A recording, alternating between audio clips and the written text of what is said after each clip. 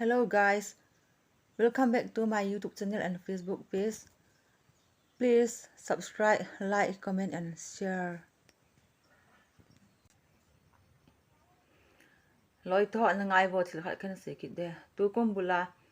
first class student te ka sei chu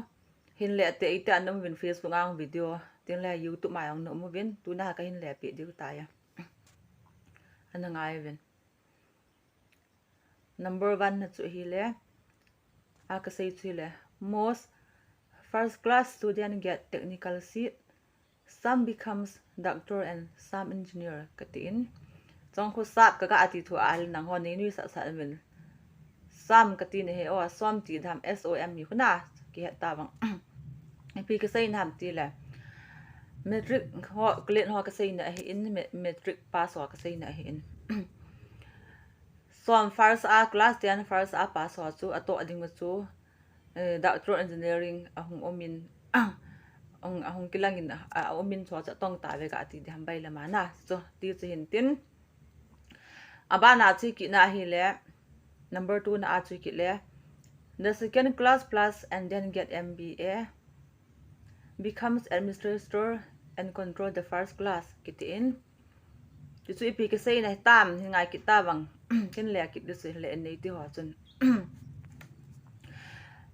metric sekena class ten sekena pass ho chu ato chu doctor engineering ho cha zo ta loading ji wa chun IAS IFS ho ho atong ta ve ki ta cho chong chu ka le thing lo um no le no ki yal to jing la pi doi na ka sei ham chana ki yal to jing win lang atong ta ve cha ka sei na chu first class student ho cha control ta ti cho na ki vai pon le se ki vai pon the veleu chun doctor engineering ki thoyong chu IAS IFS ho thu no ya na tong hi wa chu ma ho vai hop no ya na tong hi wa chu na ta kar be anglong district hi IAS yam khanin a po ta cho DC yam khan na po chu le ma vai hop no ya doctor engineering ho na to chu chu ka sei na ya na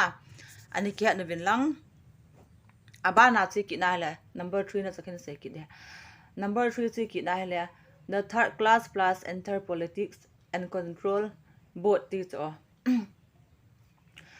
third class ho chun metric thra na pass ho chun ipite tam tyal achunga te ni so azo ta loading ji wa chu MP MLA ho ate ta chu MP MLA te na hi wanga chu achunga first class student hola second class student ho ama thni nu ya koi ta chu na tu azonga vet dinga chu state Manipur helang Assam ho sung state sunga hyong le hel lang jong le IS ho ho ko MLA ho control noi chu na MP MLA ho chu ho ki sei ne chu ne ta wam aban na nga ki ta kan sei ki du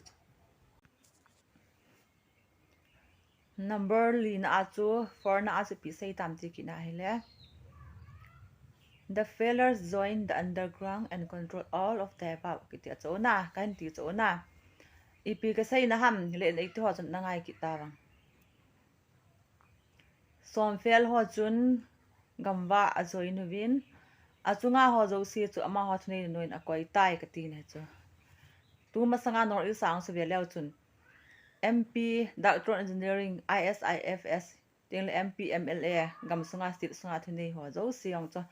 ama ho an chne bol pe lo le mei chang ati wa hi le chet ma ho thu hiang na chi chu din mun khat e ho gam nor is din mun ta na ki tu da cho ka se hi en